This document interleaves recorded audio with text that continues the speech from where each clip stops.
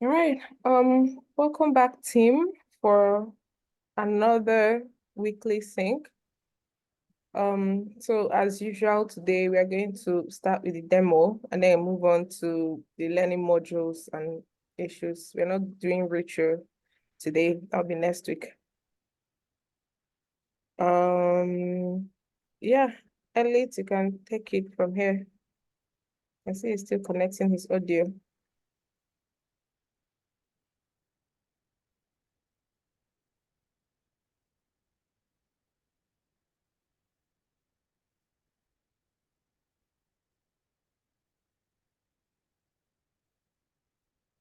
But yeah, we can start the demo already. Any team that is ready can take it off.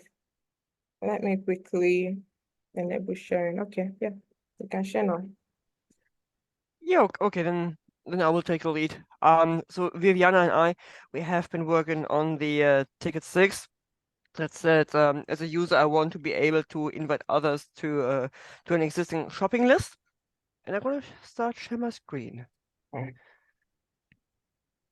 So, and hopefully this week it works. So we have here the manage list view, and one of the acceptance criteria had been that we add a form which allows us to input an email address, which you can see here. And yeah, there are various messages that will be sent out. So we have the criteria for existing users, for non-existent users, and our own. I mean, we did expand a little bit on it because it doesn't really make sense to send us our own message email addresses. So I'm starting with my own and click on submit. And in that case, because I am muted, we have the message here to share the list, enter an email of a user that is not you, just to make the user aware, hey, don't use your own. And next up, I will just take a bogus email and hit enter. And we're getting the prompt that the email is not a valid user email. No. Ah, there you go. And finally, for an existing user, I have asked Borja for his permission to use his. So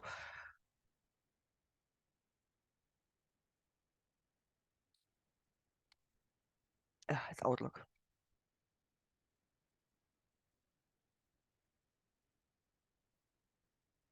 And in this instance, we have been getting the feedback that the list has been shared. So this is for our presentation of the feature, and I would hand it over to Viviana to go through the code.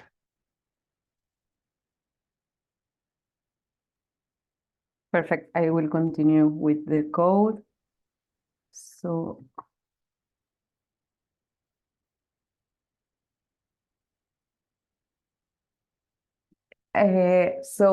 here, the first file we work on was this firebase.js, where we added to the share list function this line here to return the updated document as a response from Firebase. And this function is asking us to 3 arguments that are the list path, the current user ID, and the recipient's email. So in the app.js, JSX, we added here these props to the manage list components, the user ID and the user email. So as then in the manage list JSX, we add here the new form, and here we have a conditional with the error message that we saw before. And here the form on submit is calling this function send invite. So let's see its function here. First, we are checking here if the input has the email input has a valid or a value, sorry, a valid value, or if the user is trying to submit an empty string. And then after that, we are checking if the user is trying to submit the form with their own email address. So once we check that, we are awaiting the response from Firebase. And then if we have the response, we show the alert confirming that the user, that the list has been shared. And if there wasn't a valid email address, we have this alert alerting the user. So basically, this is it. If there is any question about this, about the code. So yes. So I wanted to, I didn't quite follow it. So when you send someone an invitation to their email, what happens then? They do this shoulder flow where the other user accepts and then have access to your list that you shared with them.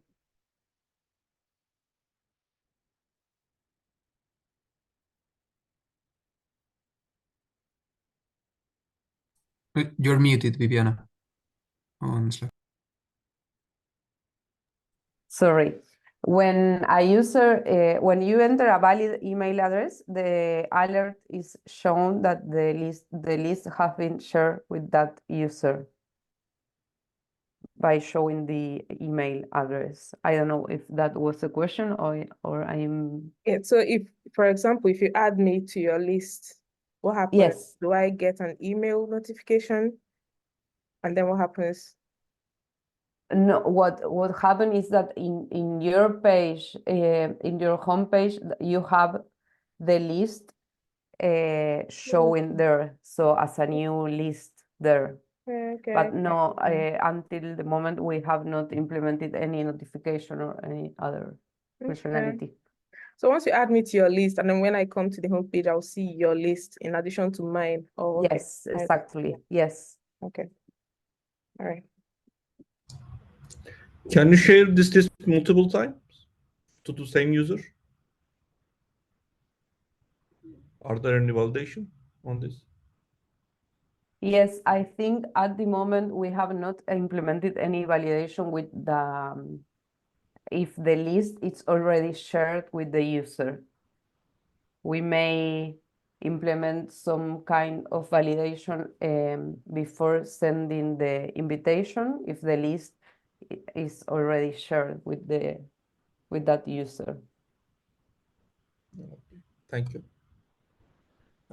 Thank you, guys. We can continue with next issues. Are there any questions or some comments on this issue? No, none from me. Well done, Tim. If not, we can continue with next. Okay, so Celine and I have been working on issue 7. Okay, let me share the screen. Okay, which is that as a user, I want to filter my shopping list to make it easier to locate an item in the list. And the acceptance criteria was to have a form on the list view about the shopping list, which includes a text field with a semantic label and narrows down the list as the user types in it. And when there is text, we have a button to clear the field. Okay, so here we have the list and the form. It's a semantic label. We can click on the label and it redirects the input to the button, and we can type on it, for example, and it shows us every item on the list that has the string we are inputting. Okay, and when we erase, we return to the full list, so we can type whatever, and then we can also use the button to clear the list, the query. That's the functionality we implemented. So with that, I give the floor to Celine so she can go through the code.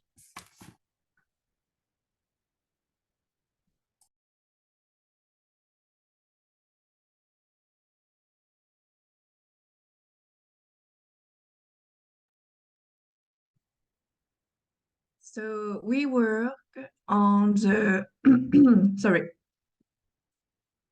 We work on the list page. So what was originally here, you get the data on props and then you map through the data to get every item being displayed.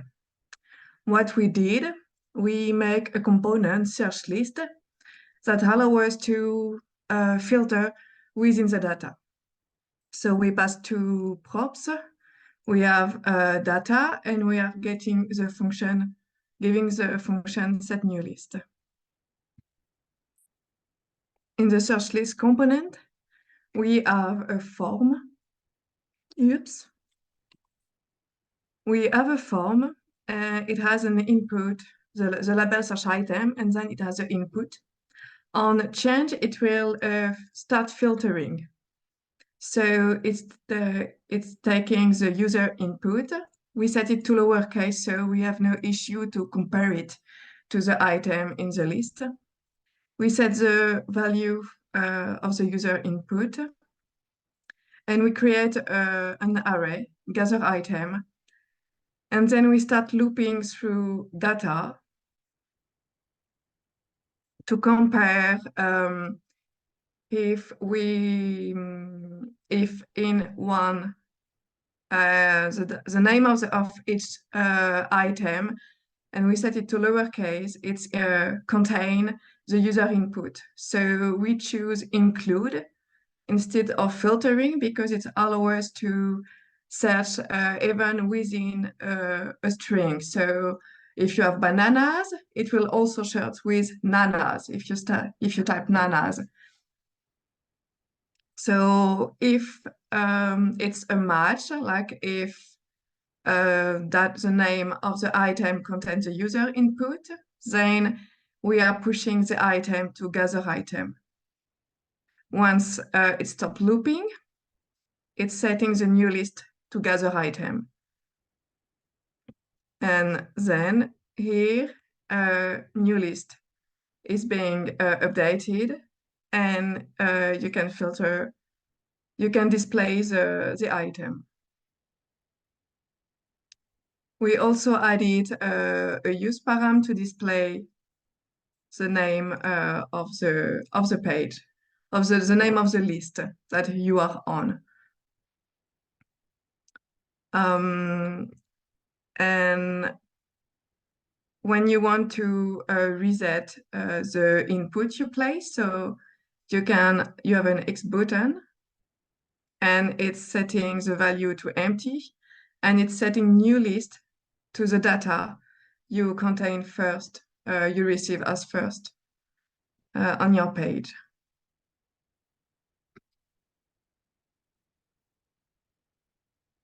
Is there any question?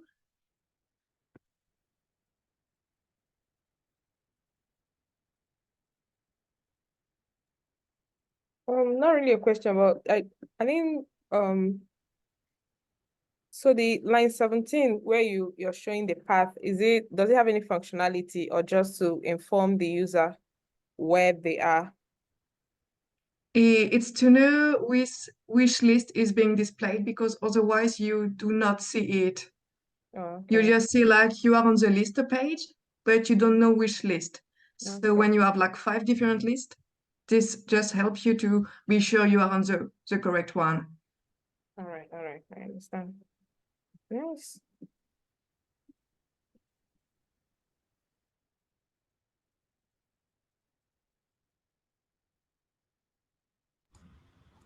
I have no question. Thank you. Okay. I will stop sharing then. It looks good. And if not question, we can continue with issues. All right. Yeah, well done, team. Your your features work very well, and that's nice. All right, so we're going to go on to talk about the learning modules. This week we have accessibility and then how to tell your story. So we're going to start with accessibility. So it's going to be a discussion, obviously. What did you guys think about it? And then have you had any encounter with accessibility, probably in your bootcamp or probably where any project you've worked before now? Because personally, before I came to the Collab Lab, I hadn't even heard of accessibility, not talk of using it in a project. So I wanted to know what you guys thought about it and then what's your experience so far with accessibility when it comes to building software.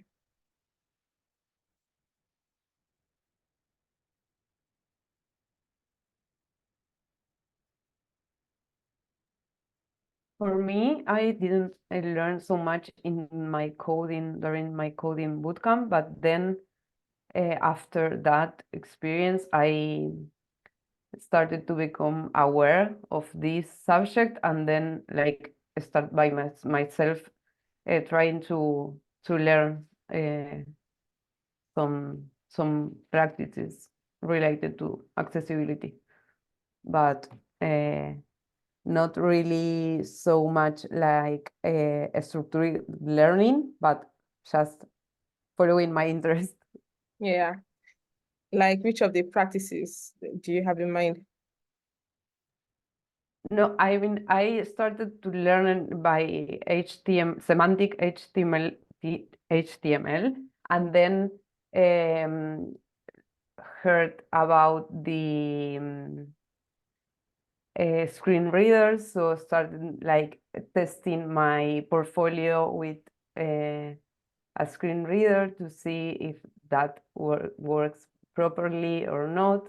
So yeah, just like following my, what I learned about it and which I guess was the expected behavior, but as I said before, such mostly my research in the subject and not so much um, mm, yeah content in from the coding bootcamp of my that time. Yeah. Right. I've also had times where I tested my website with Lighthouse. I use the normal Google Chrome Lighthouse. It will give you a breakdown of, the parts of your application and then where you need to update and everything, and then to give you a score. How many percent accessible is your website, that kind of thing. Yeah. All right. What about others? Sorry, one thing that was completely new was the accessibility insights that I heard from the learning modules, and that was I think like, that one is an extension, right? That one is yes, an yes. extension, different extension. I also have it in my Google Chrome, but the one I use often is Lighthouse on developer tools. But that one we have in our module is kind of advanced. Like it will break down which parts of the website and then to tell you what is wrong, you know. It's more advanced than Lighthouse. So two of them are nice to use. I also found really interesting the accessibility inside the extension through the model. And in my case, it's also been a bit of exploring, coming into contact with different blogs and articles about accessibility. And for myself, I usually try to be mindful. Yeah, I also use Lighthouse to check for accessibility information, quick accessibility information. And I mainly try to be mindful about the semantic HTML, color contrasting, and try to navigate with keyboard. Try to have the site be navigational with keyboard. And I found really curious that you've used the screen readers to test, because I haven't used it yet, but I think it's a really good practice. Yeah. I think semantic HTML pretty much covers 80% of it. And they made it so easy that if you stick to using the correct tags when building application, like if you mean paragraph, don't use div for it. If you mean button, don't use paragraph and then style it blue and give it a border radius so it to look like a button. Just use button for button. So I think semantic HTML pretty much covers majority of it. Just with semantic HTML, your website can get over 70%, accessibility score. That's pretty nice. Yeah. What about you, Celine? So for me, in all the courses I follow online, there were like no mention about accessibility, but I have a developer at home, my husband. So when I was coding, I was checking my code and saying, yeah, that's okay, that's work, but it's not good for accessibility. So I got that a lot.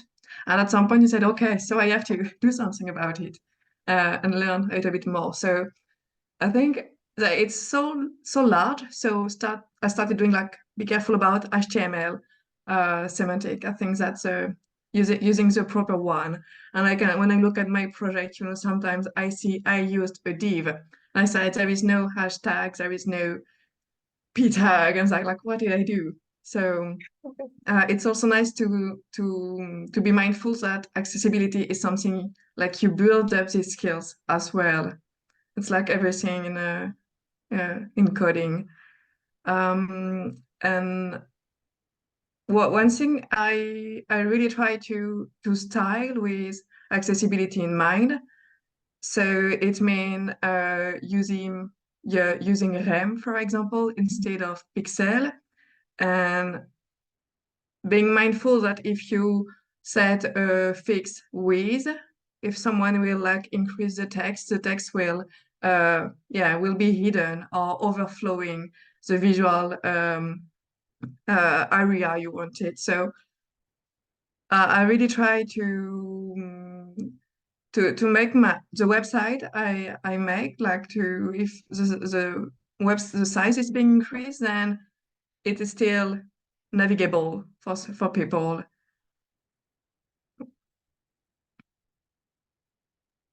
Yeah. And initially when I was learning how to code and I heard about accessibility, I was like, what's the importance of it? Like people can go, they don't have to use keyboard, they can use their hands. I didn't really quite see the importance of it initially. But then again, when I joined my company initially, one of the first companies I worked for, I found out that not improving accessibility on your website is actually affecting you, the owner of the website, more than it's affecting, because you're basically limiting the number of people that can use your website. Mm-hmm. So you can as well make everybody be able to use it. Like, what's happening? What if I don't have a keyboard? What if I have a sort of limitation? How can I use your website? So if you're basically kicking me out if you're not making me able to access it. So it's actually important, not just for the users, or even for the business, trying to do it. Yeah. And it's true what you said. You can have like some temporary physical issues, and then you will understand that it's an issue to not being able to surf on internet as you would like to. So you have some permanent disability, but you have like some temporary one as well. So yeah. What about you, Judy? So for me, most and foremost, I do make my best to really use the appropriate HTML text for what I'm doing. Like if it's a header, if it's a paragraph or a section or you name it. Not to just to be mindful, knowing accessibility is important, and going to CSS like similar to Celine, trying to use RAM, M as much as I can and percentages instead of trying to eliminate as much of pixel values as I can. Yeah. Yeah.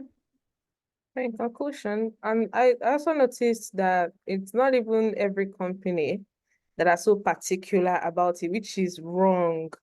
You know, that's why we have so many accessibility advocates, like people are advocating for it. Like you don't have to ignore. It's so easy to ignore it. It's so easy to not make sure that your business, your software is accessible. But in the long run, you're going to have to need to do it somewhere or another. So yeah, it's something we should all have in mind anytime you're building a product. All right. So did you guys get to practice? There's a practice on I don't know if you used the video or you used the slides, but there's a practice website there. Did you try it? Or have you tried it? Or would you like us to try it? Because we've had collabs in the past who weren't able to navigate, the testing very well. So even if you've not tried it and you try it in the future and have any questions, you can always drop it on Slack. That is trying to use the software to check your accessibility, check your website. You can even need it for this particular Collab Lab project you're doing, just to see how things are going. Yeah. All right, so that concludes for accessibility. So what about telling your story? That particular one is my personal favorite because I found out that storytelling, anytime you're in a position to apply for something, it might not even be job application. Like I recently did a global talent visa application recently, and my application was pretty much about storytelling. It really helped me a lot, trying to not just go straight to the point, trying to put a background to your application, a background to your answer when it comes to someone assessing you for something. It might be a job application, it might be a visa application, as I said, it might be anything, like literally anything you're trying to do professionally. As someone is trying to understand what your journey is or trying to ask you questions, it's always good to make it a story. Generally, it's always good to make it so I've found myself using it in every aspect of my life. So it's really something I learned, when we did that during my own cohort, and it has always helped me up until this moment. So what did you guys think about it when you went through it? Well, what I did personally find very interesting, and that's probably because it's more the because it lines up with me, it was a bit about pathfinding. So I'm not like a software engineer from the get-go. I have had a different career beforehand and changed to software engineering. And basically, the gist what came through to me is like even what I've done before, I have gained valuable experience, and it's just the matter of how I frame it, how I respond, that can actually draw in people. Mm-hmm. Yeah, and storytelling also makes sure that you understand that no matter the career you've been to, before you change, you're able to pick some things from your previous, even if they are not related to what you're presently doing, you're able to pick some things that has really helped you up until that moment. And you can also apply and carry on. They call it transferable skills or something like that. Yeah. So what about others?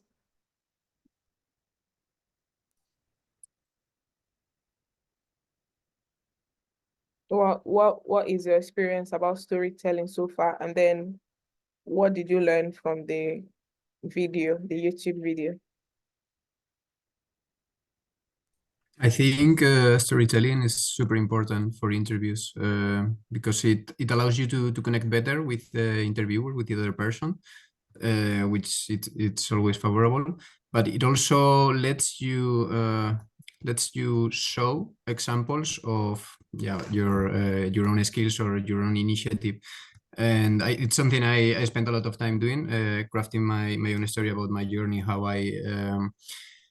I got into development and what got me into it. And I haven't had a lot of interviews, but I always try to practice and try to come up with details I can refine to make for a better story. I think it's really valuable to have a practice story.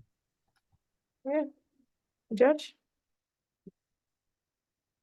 I uh, I wanted to, sorry to come back to the previous topic, but I wanted to say two things regarding accessibility.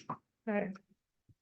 One is because we were focusing on the HTML, and that's of course super important, but also bear in mind the predictability of your webs, because if the web, in terms of the behavior of the page, in terms of making queries, rendering, like if you are rendering a page and then the page suddenly has a piece of JavaScript code that is making requests all the time, so there are a lot of things refreshing. So this bothers a lot the screen readers, and this is also something to have in mind. That the HTML is fine and the behavior of the page itself. And the second thing regarding accessibility is I have enjoyed a lot to simply ask my mother, please test this. Especially because my mother has a problem in the eyes. She cannot see very well, and with time, he's seeing even worse. So to my mother, to my father, you can ask your grandparents if you have them. So sharing this with real people is Yeah. is gold. That's gold. Okay? And they will feel valued. Yeah. They will like a lot that.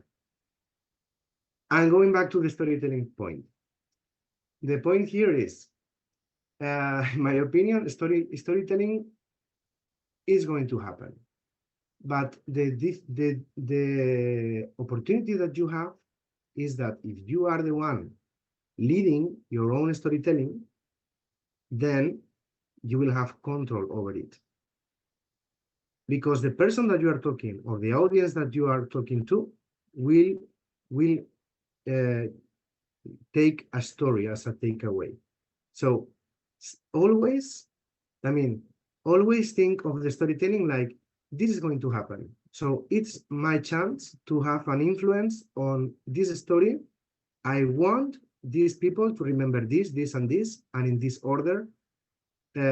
So with that, you will have more chances of succeeding in whatever you wanted to achieve with this talk or application or whatever. Yeah, and that's all what I wanted to say. Nice. I've not really thought about it that way. Like going into the interview, thinking, okay, after this, my story, or after this interview, what do I want the interviewer to catch, or what do I want them to understand from my story? Nice. And it's also help you to know the points to keep and the points to not say and stuff like that. Mm. Okay, Yeah. thank you.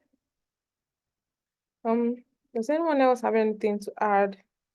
Or do you have any questions regarding the two learning modules?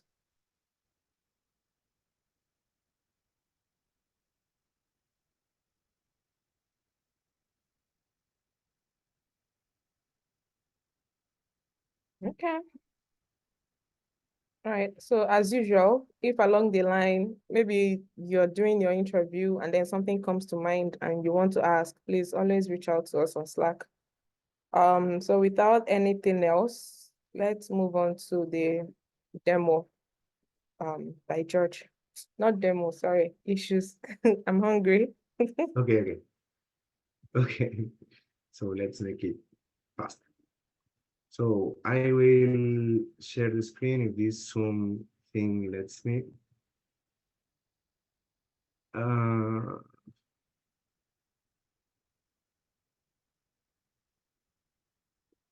what's this?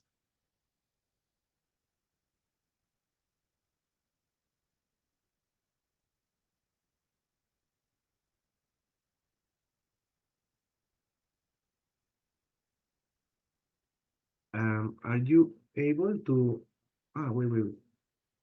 this one. Are you able to see my browser? Yeah, I can see your screen.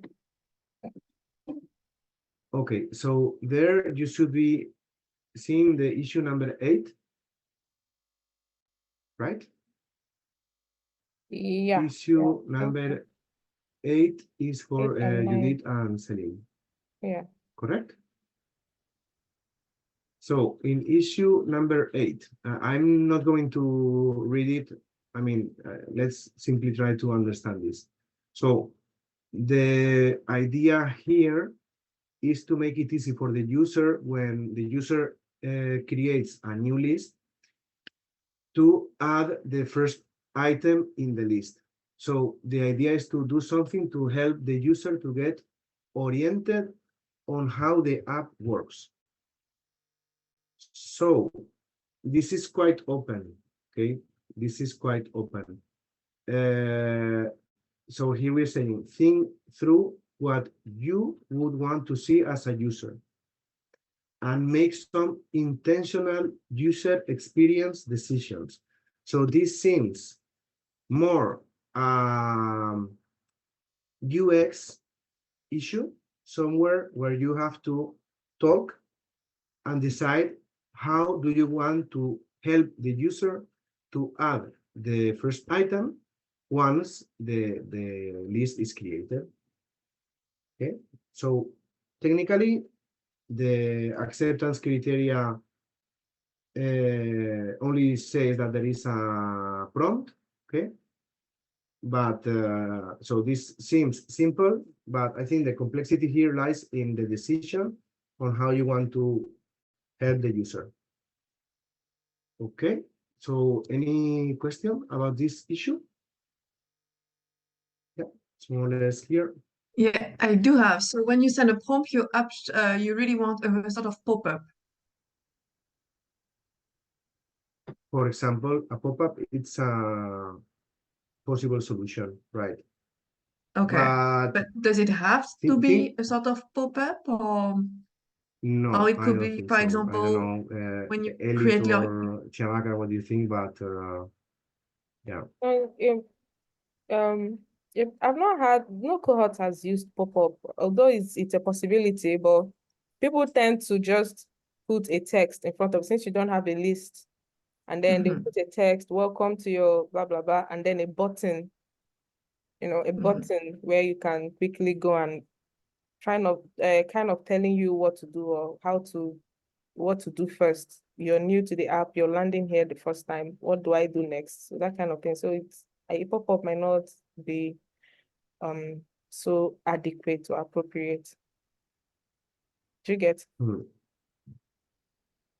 Yeah. Celine, that answers more or less your question? Yes, absolutely. Yeah. Okay. Okay. Then can we go to the next one? Yep. Okay, so next one. Same, let's try to understand this. So as a user, I want to mark an item on my shopping list as purchase so the app can learn how often I buy different items. So this is yeah, more elaborated, it's more explained, but I think it's more straightforward because it's more guided. So the idea here is that you have the component where you see the list. Okay, so when you are checking the item in the UI, oh, sorry guys, ¿se ha caído la pestaña? Vale, pero es que ahora no te puedo atender, cariño. ¡Socorro! Sorry guys. Estoy con unos amigos. Ya, pero es que no puedo concentrar contigo. Hey, this is what happens. Hola, Hampe. Hola. Hola. Okay, so here the task is to, when you mark the item as purchase, to update the date last purchased and the total purchase properties from the corresponding Firestore document. So then, I mean, this looks like you have to save that, okay, this was purchased exactly now, okay?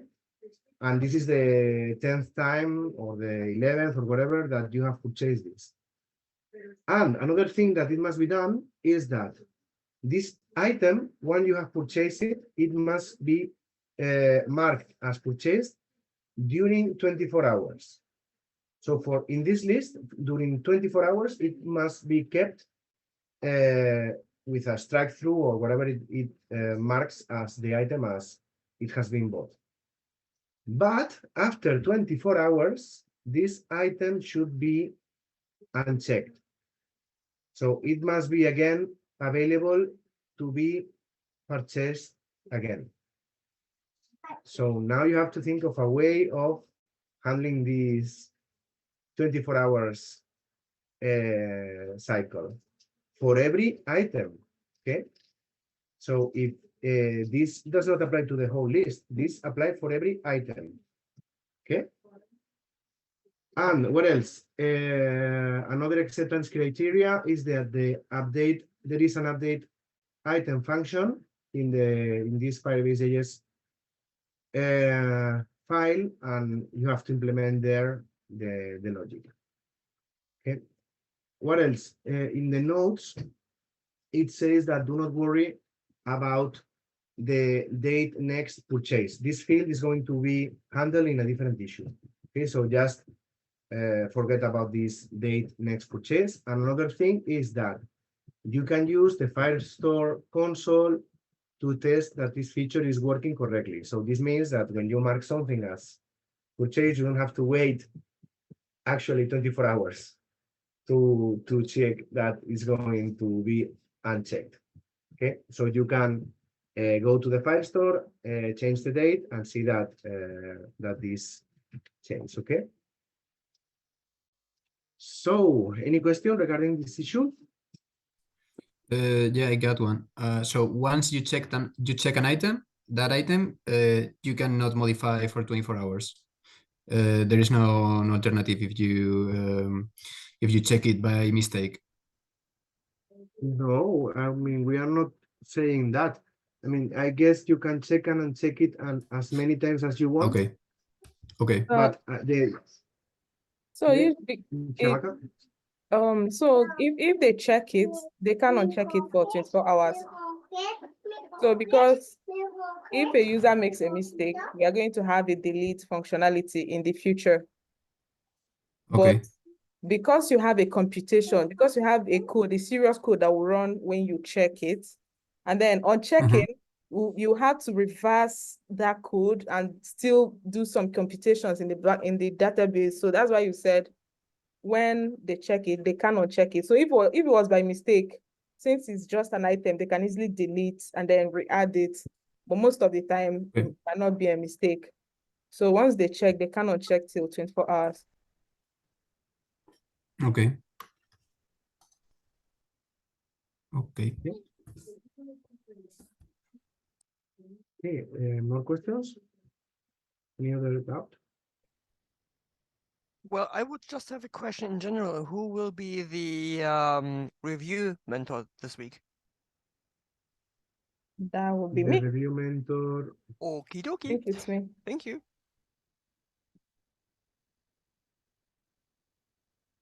Okay, fine. Are we okay with the issues? Everything clear? Yep. Then we can continue, I guess. All right. So are there any other things we need to talk about? Any problems, suggestions, whatever? Nothing. Okay. So we understand that. Question. So, We got an email yesterday from the website interview, something like that. Well, it asks you to create an account. what website? Yeah, Okay. yeah. I reckon, Celine, because we both kind of said, yeah, we would like to take part in mock interviews on LinkedIn and all of that from Stacy a while back. And Oh.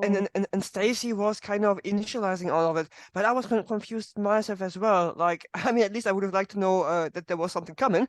But that's the dots that I had connected, but I'm not entirely certain myself. It's just my assuming here. Oh, so usually they create, I'm going to check Slack real quick. Usually they create a channel for Career Lab for that particular. So they've not created, probably because they merged Collab Lab and Career Lab. So Career Lab is different from, like, there are two entities that we try to merge, which is telling you about Career Lab basically, which is telling you about interviews, preparing you for interviews and how to answer questions, all these mock interviews. Then there is the other part, which is basically doing the app, building the smart shopping kit.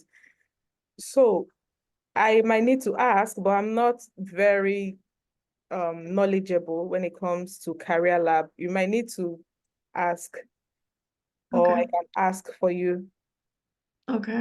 whichever Because one you prefer. you have a link, you have to create an account, and it did not work. So I don't know if everybody had the same issue or if it was for me, especially. Yeah, it did go a bit weird. So I went through the button so to complete the registration, and then it kind of looked very weird. And that's where I stopped. So I mean, I actually had been wanting to ask Stacy myself about this. It might be. So do you know what will happen? Let me quickly share my screen and show you where I can see Stacy said something about that recently. So there's this one where she talked about, I'm guessing that's this one.